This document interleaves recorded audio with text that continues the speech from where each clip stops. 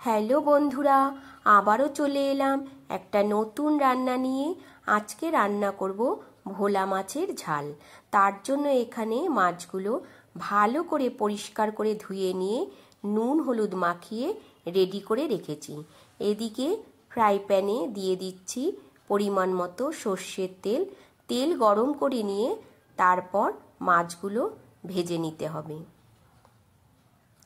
এইভাবে দুদিকে ভালো করে উল্টে পাল্টে মাছগুলো ভেজে নিয়েছি। এবার একে একে তুলে নেব। সব মাছগুলো এইভাবে তুলে নিলাম। তারপর এই তেলের মধ্যে দিয়ে দেব একটা বড় পেঁয়াজ কুচি আর দিয়ে দেব কয়েকটা গোটা রসুন। রসুন আর পেঁয়াজ একটু ভালো করে ভেজে নিতে হবে।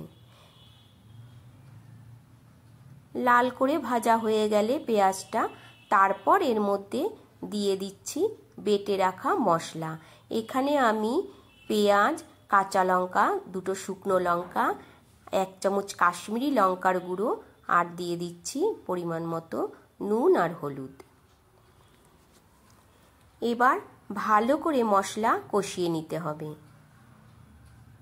এইভাবে কিছুক্ষণ মশলা কষিয়ে নেব, যতক্ষণ না পর্যন্ত মশলার থেকে তেলটা ছেড়ে যাচ্ছে। দেখো অনেকটাই তেল ছেড়ে এসছে। এবার দিয়ে দেব পরিমাণ মতো জল। এবার জল দিয়ে দিলাম।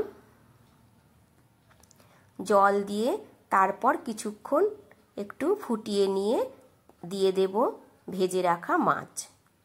মাছগুলো দিয়ে আবারও কিছুক্ষণ ঝোলটা ফুটিয়ে নেব। 3 থেকে 4 মিনিট ঝোলটা ভালো করে মাছগুলো এপাশ ওপাশ করে দিয়ে তারপর একটু ফুটিয়ে নিতে হবে, যাতে সব মাছগুলোর মধ্যে ভালো করে মশলাগুলো ঢুকে যায়। দেখো 2 থেকে 3 মিনিট ঝোলটা ফুটিয়ে নিয়েছি। এবার এর মধ্যে একটু দিয়ে দেব ধনেপাতা কুচি। ধনেপাতা কুচি দিয়ে দেব, তাহলেই আজকের রান্না রেডি হয়ে গেল ভোলা মাছের ঝাল। আজকের রান্নাটা তোমাদের কেমন লাগলো অবশ্যই জানিও কিন্তু বন্ধুরা। আর ভালো লাগলে একটা লাইক কমেন্ট করে দিও। আবারও তোমাদের সাথে দেখা হবে অন্য একটা রান্না নিয়ে। ততক্ষণের জন্য তোমরা সুস্থ থেকো, ভালো থেকো। টাটা বন্ধুরা।